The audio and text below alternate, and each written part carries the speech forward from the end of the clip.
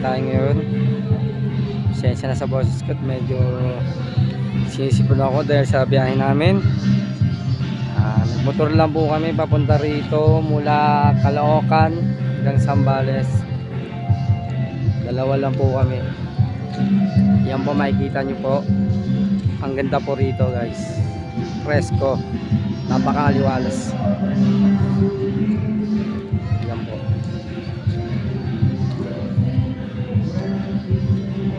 Ito po ang pangalan ng resorts nila. Ilog po siya, running water po. Kaya malinis po at presko. Ayan po.